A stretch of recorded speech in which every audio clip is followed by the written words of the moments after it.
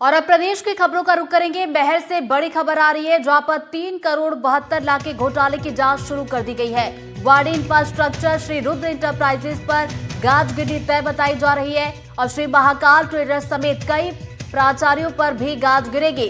Collector के निर्देश पर कार्रवाई की गई है और एसडीएम के नेतृत्व में स्कूलों का सत्यापन किया गया है। बता दें, 5 सदस्यीय दल ने स्कूलों का सत्यापन किया और रंग पेंट के अलावा कहीं पर कोई काम नहीं मिला है। तो 17 स्कूलों में लघु निर्माण के लिए भुगतान किया गया था।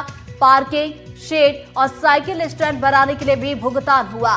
24 लाख रुपए का भुगतान किया गया था और तीनों फर्मों के नाम पर फर्जी बिल लगाए गए थे। तो देखिए, 3 करोड़ 72 लाख 4,420 रुपए का ये फर्जी बिल लगाया गया था।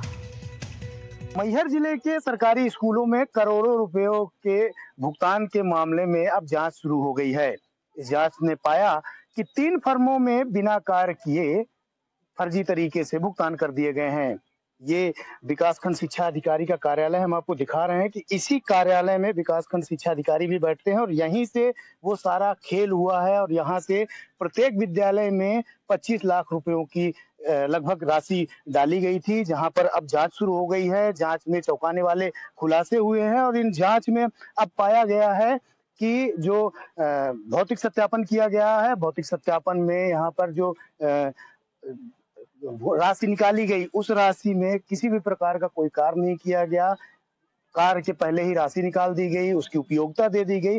अब एसडीएम की अगुवाई में ये जांच टीम 19 विद्यालयों पर जाकर के उसकी भौतिक सत्यापन कर रही है और जल्द ही इस बड़े मामले में अब बड़ी कार्रवाई होगी। एनडीटीवी ने इस खबर को प्रमुखता से उठाया था, जिसके बाद से जिला कलेक्टर ने इस खबर पर संज्ञान में लिया और इस खबर को संज्ञान में लेने के बाद जांच टीम गठित की।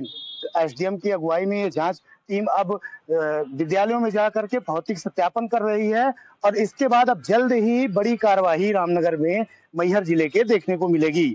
धर्मेंद्र वर्मा, एनडीटीवी मैहर। भोपाल से बड़ी खबर, जहां पुलिस ने 2 बदमाशों को गिरफ्तार किया है। बदमाशों ने युवक पर हथौड़े से हमला किया था। कोलार में बदमाशों ने वारदात को अंजाम दिया था।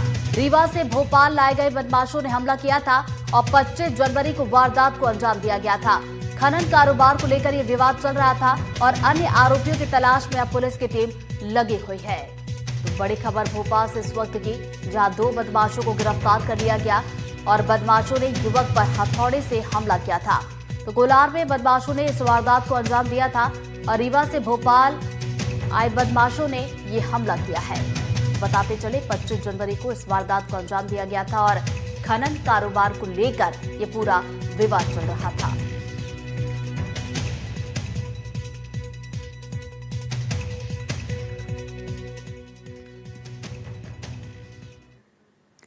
अगली खबर बैतूल से, जहां जिंदगी की जंग हार गया हर्ष। जी हां, 4 महीने से हर्ष का इलाज चल रहा था। कोल्ड सिरप पीने से हर्ष बीमार हो गया था। बैतूल में कफ सिरप से तीसरे बच्चों की मौत हुई है और छिंदवाड़ा में 26 बच्चों की जान चली गई थी। तो बैतूल से इस वक्त की बड़ी खबर से आपको अपडेट करवा रहे हैं, जहां जिंदगी की जंग हर्ष हार गया। 4 महीने से उसका अस्पताल में इलाज चल रहा था और कोल्ड सिरप पीने से उसकी तबीयत खराब हुई थी, जिसके बाद अस्पताल में उसे भर्ती करवाया गया था। इलाज चल रहा था, लेकिन 4 महीने के बाद हर्ष ने दम तोड़ दिया। तो बैतूल में अगर देखा जाए तो कफ सिरप से तीसरे बच्चे की मौत हुई है, वहीं छिंदवाड़ा में 26 बच्चों की जान चली गई थी। और ग्राम टीकाबद्री के हर्ष यादव, पिता गोकुल यादव, ये विगत 3 माह से वहाँ भर्ती थे एम्स नागपुर में। उनका लगातार इलाज चल रहा था। कल रात में उनके परिजनों द्वारा सूचना प्राप्त हुई कि उनका देहांत हो गया है। तो वहाँ एम्स में हमारे सीएमएचओ बीएमओ द्वारा बात करके आज पोस्टमार्टम कराया गया है और उनका जो अंतिम संस्कार उनके ग्राम में किया जाएगा, ऐसा उनके परिजनों द्वारा बताया गया। सर, प्रशासन द्वारा क्या मदद मिली चाहिए? अब इसमें जो जानकारी है वो हमने कलेक्टर महोदय के यहाँ भेज दी है और कलेक्टर महोदय द्वारा भी शासन को सूचना प्रेषित कर दी है।